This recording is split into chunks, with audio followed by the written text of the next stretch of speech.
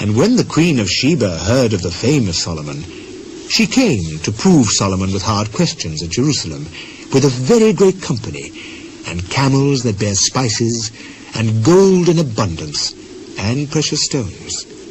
And when she was come to Solomon, she communed with him of all that was in her heart. And Solomon told her all her questions, and there was nothing hid from Solomon which he told her not.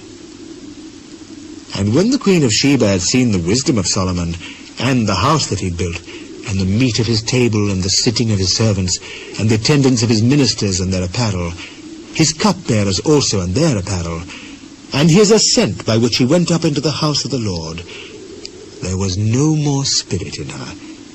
And she said to the king, It was a true report which I heard in mine own land of thine acts and of thy wisdom. Howbeit I believed not their words till I came, and mine eyes had seen it. And behold, the one half of the greatness of thy wisdom was not told me, for thou exceedest the fame that I heard. Happy are thy men, and happy are these thy servants, which stand continually before thee and hear thy wisdom. Blessed be the Lord thy God, which delighted in thee, to set thee on his throne, to be king for the Lord thy God, because thy God loved Israel, to establish them forever. Therefore made he thee king over them, to do judgment and justice. And she gave the king 120 talents of gold, and of spices great abundance, and precious stones. Neither was there any such spice as the queen of Sheba gave King Solomon. And the servants also of Huram, and the servants of Solomon, which brought gold from Ophir, brought algum trees and precious stones. And the king made of the algum trees terraces to the house of the Lord, and to the king's palace, and harps and psalteries for singers. And there were none such seen before in the land of Judah. And King Solomon gave to the queen of Sheba all her desire, whatsoever she asked, beside that which she had brought unto the king. So she turned and went away to her own land, she and her servants. Now the weight of gold that came to Solomon in 1 year was 666 talents of gold, beside that which chapmen and merchants brought. And all the kings of Arabia and governors of the country brought gold and silver to Solomon. And King Solomon made 200 targets of beaten gold. 600 shekels of beaten gold went to one target, and 300 shields made he of beaten gold. 300 shekels of gold went to one shield. And the king put them in the house of the forest of Lebanon. Moreover, the king made a great throne of ivory, and overlaid it with pure gold.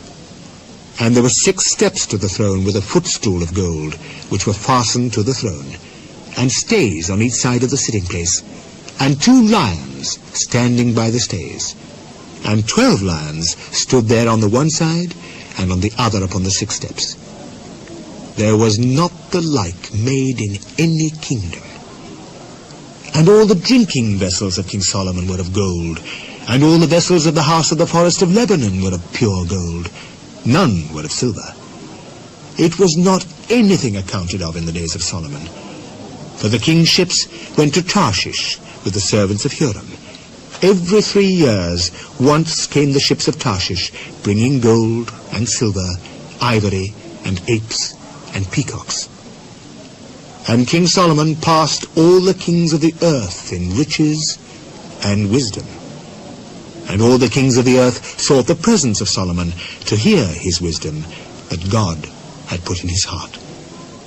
And they brought every man his present, vessels of silver and vessels of gold, and raiment, harness and spices, horses and mules, a rate year by year. And Solomon had 4,000 stalls for horses and chariots, and 12,000 horsemen, whom he bestowed in the chariot cities, and with the king at Jerusalem. And he reigned over all the kings from the river, even unto the land of the Philistines, and to the border of Egypt. And the king made silver in Jerusalem as stones, and cedar trees made he as the sycamore trees that are in the low plains in abundance.